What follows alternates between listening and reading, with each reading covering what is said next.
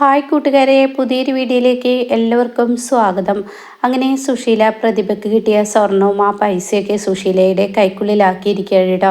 സുശീലയുടെ ഉദ്ദേശം അനന്തമാഷിൽ നിന്നും എങ്ങനെയെങ്കിലും 25 ലക്ഷം രൂപ ആ രഘു മേടിച്ചെടുത്തതുപോലെ തന്നെ ഇന്ദ്രനും വാങ്ങിയെടുത്ത് ആ കടബാധ്യത തീർക്കണം എന്നുള്ള ആ ഉദ്ദേശമാണ്. പക്ഷേ അതിന് സത്യൻ വഴങ്ങി കൊടുക്കില്ല കേട്ടോ. അങ്ങനെ സത്യന് ദേഷ്യം പിടിക്കേണ്ട, മര്യാദക്ക് ആ പണം എടുത്തു കൊണ്ടുപോവാ എന്നിങ്ങനെ പറയുന്നുണ്ട് കേട്ടോ.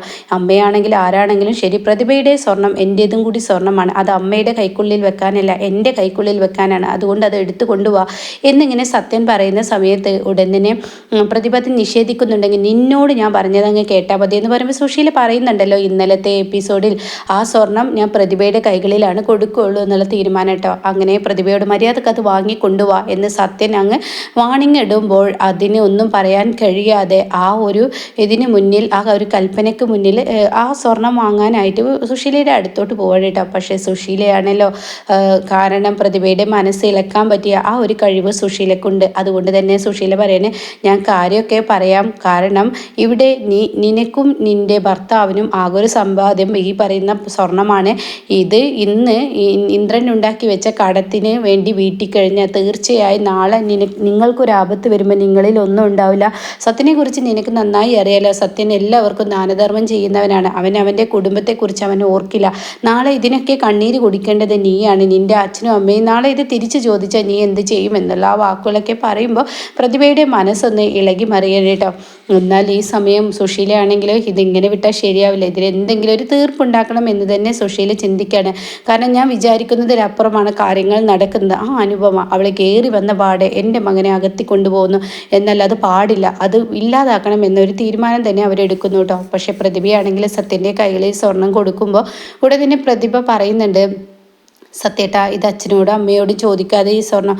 ഓഹോ, അങ്ങനെയാണോ? എൻ്റെ അമ്മയുടെ വാക്കുകൾ കേട്ട് നിൻ്റെ മനസ്സ് തിരിയാനാണ് ഭാവമെങ്കിൽ ഈ സത്യൻ ആരാണെന്ന് നീ ശരിക്കും തിരിച്ചറിയുമെന്ന് പറയുമ്പോൾ അവിടെ പ്രതിഭയ്ക്ക് എന്ത് പറയണമെന്ന് അറിയാതെ നിൽക്കുകയാണ് കേട്ടോ. പിന്നീടാണെങ്കിലും പിറ്റേ ദിവസം രാവിലെ തന്നെ സുശീല കെട്ടി ഒരുങ്ങി അവിടെ നിന്നും ഇറങ്ങുകയാണ്. അങ്ങനെ സുശീല നേരെ പോകുന്നത് ഈ പറയുന്ന രവിയുടെ അടുത്തോട്ടാണ് കേട്ടോ, ഹർഷയുടെ അടുത്തോട്ട്. അപ്പോൾ രവി അവിടെ ഉമ്മറത്ത് തന്നെ ഇരിക്കുന്നുണ്ടാവും.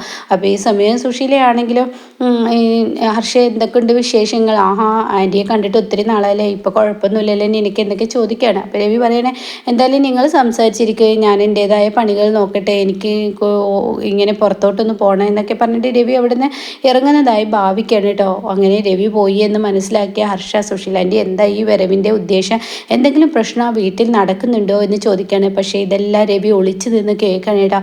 അപ്പോൾ ഉടൻ തന്നെ സുശീല പറയണേ, എൻ്റെ പ്രതീക്ഷകളെല്ലാം കൈവിട്ടു പോവാണ്. ആ സുധനിൽ നിന്ന് എനിക്ക് 50 പവനും 5 ലക്ഷം രൂപയും എൻ്റെ കൈക്കുള്ളിൽ കിട്ടി. പക്ഷേ പണ്ടേ എനിക്ക് സത്യൻ എൻ്റെ മകനാണെങ്കിലും അവൻ എനിക്ക് തിരിച്ചടി തരുന്ന ഒരു മകനല്ലേ. അവൻ എൻ്റെ വാക്കുകൾക്ക് യാതൊരു വിലയും കൊടുക്കുന്നില്ലല്ലോ. അവൻ്റെ കെട്ടികളൊക്കെ കൂടുതൽ ലക്ഷ്യം ഈ പറയുന്ന അനുപമയാണ്. അനുപമയെ രക്ഷിച്ചെടുക്കാനാണ് അവർ നോക്കുന്നത്. എന്നാൽ ഞാനാണെങ്കിലോ ഈ അനുപമയെ എങ്ങനെയെങ്കിലും ജീവിതത്തിൽ നിന്ന് ഒഴിവാക്കാൻ നോക്കുമ്പോൾ അവനാണെങ്കിലോ അത് കൂട്ടി യോജിപ്പിക്കുകയാണ് ചെയ്യുന്നത്. അതുകൊണ്ട് അനുപമ എന്ന സ്ത്രീ എങ്ങനെയെങ്കിലും എൻ്റെ മകൻ്റെ ജീവിതത്തിൽ നിന്ന് പോണ ഹർഷ, അതിനെന്താ വഴി? അതിനൊക്കെ വഴിയുണ്ടായി, അതിനൊക്കെയുള്ള വഴി ഞാൻ പറഞ്ഞു തരാമെന്ന് പറയട്ടോ. എന്നാൽ ഇതെല്ലാം കേട്ട് പിറകിൽ ഇങ്ങനെ നിൽക്കുന്നുണ്ട്. ഇങ്ങനെയാണെങ്കിൽ നിങ്ങളൊന്നും ചെയ്യില്ല, അനുപമയെ നിങ്ങൾക്ക് തൊടാൻ കഴിയില്ല. ഈ രവി ഉള്ളിടത്തോളം നീയും ഈ പറയുന്ന ഈ വൃത്തികെട്ട സ്ത്രീയുടെ വാക്കുകൾ കേട്ട് നീയും ഈ പറയുന്ന സുശീലയും കൂടി ചെയ്യുന്ന പ്രവൃത്തികൾ ഓരോന്നും ഞാൻ പൊളിച്ചെടുക്കുമെന്ന് പറയണേട്ടാ. അപ്പോൾ സുശീല ചോദിക്കാൻ എന്താണ് വഴിയെന്ന് ചോദിക്കുമ്പോൾ 4 പുറമൊക്കെ ഇങ്ങനെ ഹർഷ നോക്കണം. എന്നിട്ട് പറയണേ, നമുക്ക് ഒരേ ഒരു വഴിയേ ഉള്ളൂ. അതായത് ജ്യോത്സ്യം പറഞ്ഞ ആ വാക്ക് അത് അനന്തമാഷിൻ്റെ ചെവികളിൽ അങ്ങ് എത്തിക്കുക. അനന്തമാഷിൻ്റെ ചെവികളിൽ എത്തിക്കഴിഞ്ഞാൽ പിന്നീട് മാഷ് അഭിമാനിയാണല്ലോ, അതുകൊണ്ട് തന്നെ മുന്നും പിന്നും നോക്കില്ല. മാഷ് ഇതിൻ്റെ സത്യാവസ്ഥ കണ്ടെത്തുന്നത് വരെ മകളെ തൻ്റെ കൂടെ നിർത്താം എന്നുള്ള ഒരു തീരുമാനം എടുക്കും.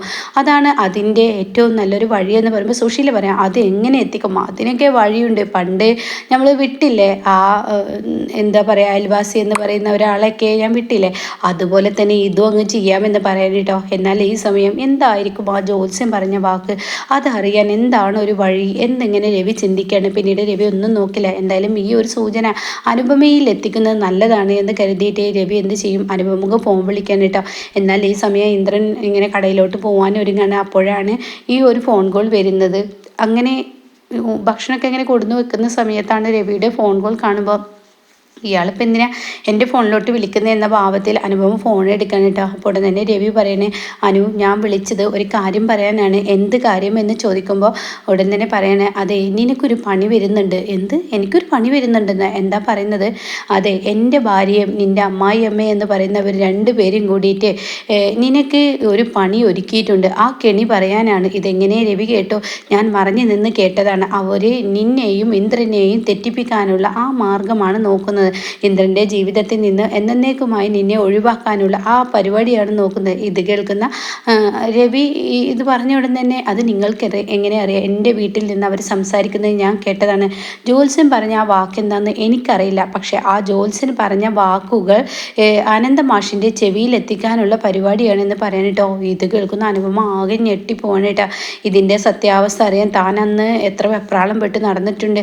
അതുപോലെ തന്നെ ഇനിയിപ്പോൾ തൻ്റെ അച്ഛൻ്റെ ചെവിയിൽ ഇത് കേട്ട് കഴിഞ്ഞാൽ ദയയുടെ പ്രശ്നം ഒരു പുറത്ത്, എന്നാൽ ഇപ്പുറത്താണെങ്കിലും മഞ്ചാടിയുടെ പ്രശ്നം, ഒരു പുറത്താണെങ്കിലും ചീരുവിൻ്റെ പ്രശ്നം, ഇനി എൻ്റേതും കൂടി ആവുമ്പോൾ അച്ഛനത് താങ്ങാൻ കഴിയില്ല. അതുകൊണ്ട് തന്നെ ഇതിനിപ്പോൾ തന്നെ വിലങ്ങിടണമെന്ന ആ ഒരു തീരുമാനം ഇങ്ങനെ അനുപമ എടുക്കുകയാണ് കേട്ടോ. അങ്ങനെ ഈ സമയം ഇന്ദ്രൻ അങ്ങോട്ടേക്ക് ഭക്ഷണം കഴിക്കാൻ വരികയാണ്. അങ്ങനെ ഇന്ദ്രൻ പറയണേ, എന്താ അനു നീ ഇത്ര കാര്യമായി ചിന്തിച്ച് കൂട്ടുന്നത്? ഹേയ് ഒന്നുമില്ല ഇന്ദ്രേട്ടാ, ഭക്ഷണം കഴിക്കാൻ ഇരുന്നോ എന്ന് പറഞ്ഞിട്ട് ഭക്ഷണമൊക്കെ വിളമ്പി കൊടുക്കണം കേട്ടോ.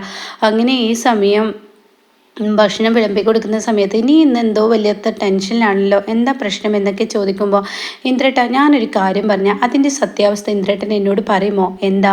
അതെ, നിങ്ങളുടെ അമ്മയും ഹർഷയും കൂടി ഇനിയിപ്പോൾ ആ ജോത്സ്യം പറഞ്ഞ ആ സത്യങ്ങൾ എൻ്റെ അച്ഛൻ്റെ ചെവിയിൽ എത്തിക്കാനുള്ള ആ പരിപാടിയാണ്. അതിൻ്റെ സത്യാവസ്ഥ ശരിക്കും എന്താണെന്ന് പറയുമ്പോൾ ഇന്ദ്രൻ അങ്ങ് ദേഷ്യം പിടിച്ച് ഇന്ദ്രൻ പാത്രം അങ്ങ് തട്ടാണ് കേട്ടോ. നീ ഇപ്പോൾ ഈ ഊണ് കഴിക്കുന്ന സമയത്ത് എന്നോട് എന്തിനാ ഇത് പറഞ്ഞത്? എന്താ അതിൻ്റെ ആവശ്യം? എന്തിനാ നീ ആവശ്യമില്ലാത്ത കാര്യങ്ങളിൽ തലയിടുന്നത്? അല്ല, അതിൻ്റെ സത്യാവസ്ഥ എനിക്കും അറിയേണ്ട ആവശ്യമില്ല എന്നൊക്കെ പറഞ്ഞ് ഇന്ദ്രൻ അങ്ങ് ചൂടായി കരത്തുള്ളി ഇറങ്ങാണ്. കാരണം തനിക്ക് ഈ അനുപമയുടെ മുന്നിൽ അതിൻ്റെ സത്യാവസ്ഥ പറഞ്ഞു കൊടുക്കാൻ കഴിയില്ല. അത്രയും വലിയൊരു തെറ്റാണല്ലോ താൻ ചെയ്തത്. പക്ഷെ തൻ്റെ ചൂടിലൂടെ ആ തെറ്റ് ഞാൻ ചെയ്യാത്തതുപോലെ അങ്ങ് കാണിച്ചിട്ട് അങ്ങ് പോവാണ് കേട്ടോ. എന്നാൽ ഈ സമയം ഹർഷയും സുശീലയും അവിടെ നിന്നും ഇറങ്ങാൻ ഒരുങ്ങുമ്പോൾ രവി മുന്നിലോട്ട് വരാനേട്ടാ. അപ്പോൾ രവി ചോദിക്കാൻ, എങ്ങട്ടാ ഹർഷയെ പോകുന്നത്?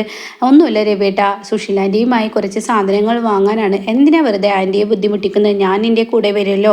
എനിക്ക് ഹർഷയെ പ്രത്യേകിച്ച് പണിയൊന്നുമില്ല. അങ്ങനെയല്ല, ആൻറ്റിക്ക് ഒരു സന്തോഷമായിക്കോട്ടെ എന്ന് കരുതിയാണ്. എന്നാൽ ഞാനും കൂടി കൂടെ വരാം. അതൊന്നും വേണ്ട, ഞാൻ പോയിക്കോളാം. ഈ സമയത്ത് ഹർഷയെ നീ ഡ്രൈവ് ചെയ്യാൻ പാടില്ല, അതിനെനിക്ക് അറിയില്ലേ. ഈ സമയം നീ ഡ്രൈവ് ചെയ്യരുത് എന്നൊക്കെ പറയുമ്പോൾ ഹർഷ പറയണേ, ഇല്ല ഞാനൊരാളെ വിളിച്ചിട്ട് പോയിക്കോളാം. ഞങ്ങൾക്ക് ഞങ്ങളുടേതായ ഒരു ഇതൊക്കെ വേണ്ടേ എൻ്റെ രവിയേട്ട, അതുകൊണ്ട് ഞാൻ പോയെന്ന് കരുതി ഒരു പ്രശ്നം ഉണ്ടാവില്ല. ഞാനൊരു കുഴപ്പം കൂടാതെ ഇങ്ങോട്ടേക്ക് വരുമെന്ന് പറയണേട്ടാ. ഇതേ സമയം രവിയാണെങ്കിൽ, നീ പോവടി, നീ ഏതുവരെ പോകുമെന്ന് അറിയാൻ തന്നെയാണ് ഞാനും ഇരിക്കുന്നത്. എന്നാൽ എനിക്കും അറിയണം ഈ ജോത്സ്യൻ പറഞ്ഞ ആ സത്യം എന്താണെന്ന്.